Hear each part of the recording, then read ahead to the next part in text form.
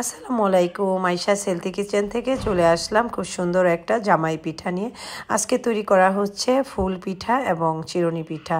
আশা করি আপনাদের ভালো লাগবে। পিঠার রেসিপিটা পুরোটা শেয়ার করব আপনাদের সাথে। বোন জামাই, ছোটো বোনের জামাই আসছে দেশে বাইরে থেকে, ওর জন্য আজকে এই পিঠাগুলো তৈরি করছে আমার বোন। তো সাথে হেল্প করছে আমার ভাবিরা। তো এই পিঠাগুলো কিন্তু আমি সত্যিই বানাতে পারি না, খেয়েছি অনেকবার, কিন্তু আজকে আমি নিজেও শিখব, তাই আপনাদের সাথেও শেয়ার করছি। আশা করি ভালো লাগবে।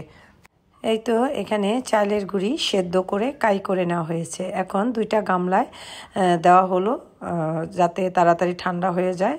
খুবই গরম। তারপর এগুলোকে মথে খুব সুন্দর করে দেখুন রেডি করে নিয়েছে। এখন আমরা ভাবিরা সবাই মিলে পিঠা তৈরি করছি। আসলে আমি পিঠা তৈরি করছি না, আমি শিখছি।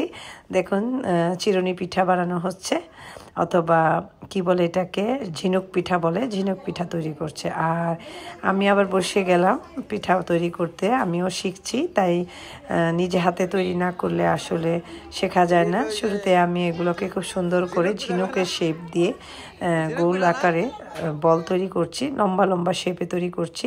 আর এদিকে দেখুন আমাদের ভাবি কিভাবে পিঠা, ঝিনুক পিঠা তৈরি করছে।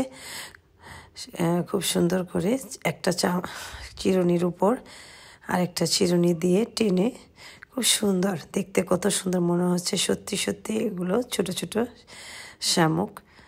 তো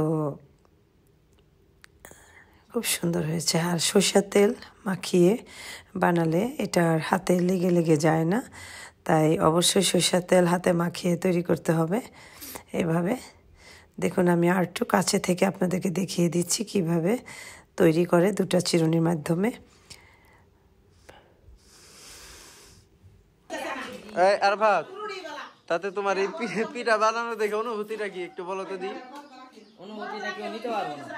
কও যারা তৈরি করতেছে তারাই এইখানে বাইরে মানে রান্না করে বাইরে কোনোভাবে যাওয়া সম্ভব না। আচ্ছা, তোমার কি মনে হইতেছে এই পিঠা কি খাইতে খুব সুস্বাদু হবে নাকি মানে ভালো লাগবে না? হ্যাঁ, দেখেই ভালো, ভালো লাগবে না? টেস্ট আরো ভালো, টেস্ট ভালো হইব? অসম্ভব, কি মজা হবে না? একবারে ওই কি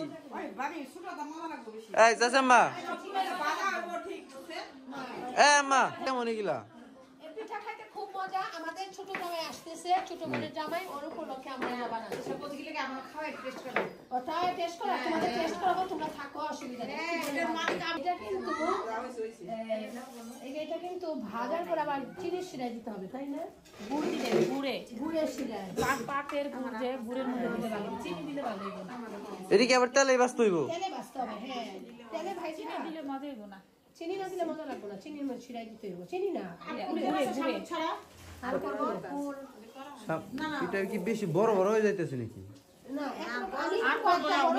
আমাদের মধ্যে আর কিছু আছে নাকি? একরকম কত রে? চিনি দিয়ে আমি তো পাই না হইলে আগে গুড়া বানাইতে হবে, বুঝছো? ওখানে শ্বাস পিঠা হবে, এরপর আমরা হবে। কিন্তু আর কাছে না, ওই যে ওই গোল পাকাটা হলে ভালো হতো। চারা এরকম করে আলা পাশে একটা ফিরে আমরা এই মাস ডিসেম্বর মাসে আবার ডিসেম্বর মাস তো চলতেছে।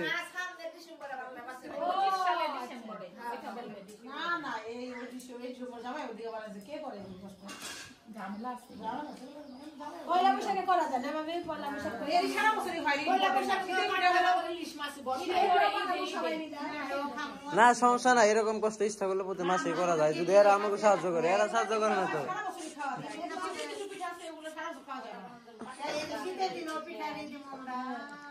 পিঠার দোকান দিবেন না বাজারে?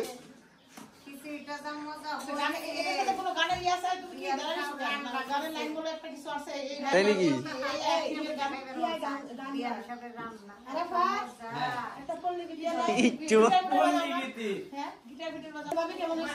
কে জায়গায় কে বলছি? ওরে সুন্দর হয়েছে, ঠিক আছে, তার মানে সে পারফেক্ট পারফেক্ট শিখাইছি কালকে বসে বসে, বুঝছো? এই যে চিকেনটা দেখো কি সফট নরম, হ্যাঁ সুন্দর হয়েছে, একদম পারফেক্ট। এটা খাইতে পারো, খাইবা? এটা আর ভাত খেয়ে ট্রাই করো, ট্রাই করো। প্রথম পিঠা খাওয়া লাগে না, তাহলে বাচ্চা আবার ডবল ডবল তোমরা খাও।